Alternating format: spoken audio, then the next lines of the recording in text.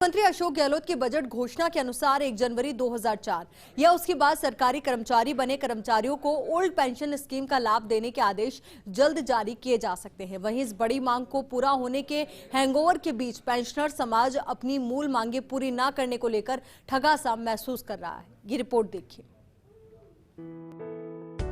जनवरी 2004 और उसके बाद सरकारी सेवा में आए कर्मचारियों को ओल्ड पेंशन स्कीम का लाभ देने की सीएम गहलोत की बजट घोषणा से कर्मचारियों में खुशी की लहर है। वहीं जानकर इसके चलते सरकार को वित्तीय भार महसूस होने की संभावना ना के बराबर मान रहे हैं।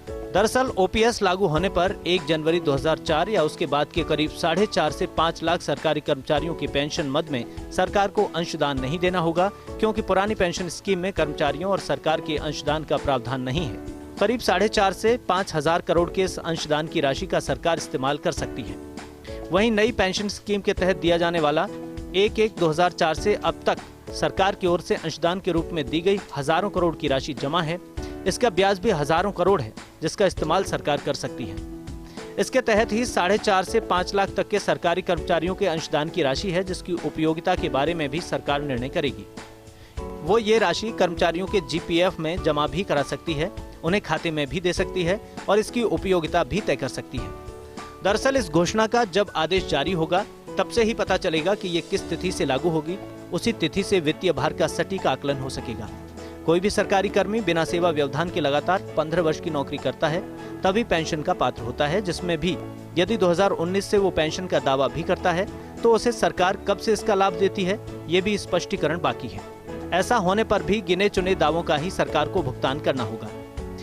उधर ओल्ड पेंशन स्कीम में कर्मचारी की मौत पर पत्नी या विकलांग बच्चे को पेंशन मिलती है, लेकिन इसके बाद उनके द्वारा नॉमिनी का प्रावधान नहीं है, जबकि नई पेंशन स्कीम में नॉमिनी का भी प्रावधान है। पुरानी पेंशन स्कीम्स का फायदा यह है कि रिटायर होने पर रिटायरमेंट के समय बेसिक वेतन की कुल जमा राशि का 50% तक की राशि का भुगतान सरकारी कर्मचारियों को हो सकता है। वहीं पुरानी पेंशन स्कीम के इस हैंगओवर के बीच पेंशनर्स की इन अहम मुद्दों की बजट में उपेक्षा की शिकायत पेंशनर समाज कर रहा है। 1 जनवरी 2020 से 30 जून 2021 तक जो सरकारी कर्मचारी रिटायर हुए, उनके बढ़े हुए डीए का लीव एनकैशमेंट और ग्रेच्युटी में एरियर का लाभ देने की मांग है। अभी पेंशनर्स को 80 वर्ष होने पर 20% पेंशन बढ़ोतरी का लाभ मिलता है। पेंशनर समाज की मांग यह है कि 65 वर्ष होने पर 5%, 70 वर्ष होने पर 10%, 75 वर्ष होने पर 15% पेंशन बढ़ोतरी का लाभ दिया जाए। इसके अलावा आरजीएचएस के तहत जटिल प्रक्रियाओं का सरलीकरण करके आम पेंशनर को राहत देने की मांग है। सरकार ने पेंशन समाज के डेलीगेशन से एक वार्ता करी थी, जिसमें हमारे 2-3 मुद्दे थे। एक तो 1 जनवरी 20 से 30 जून 21 तक जो लोग रिटायर हुए उनका डीए का लीव एनकैशमेंट और ग्रेजुएटी में एरियर मिलना था।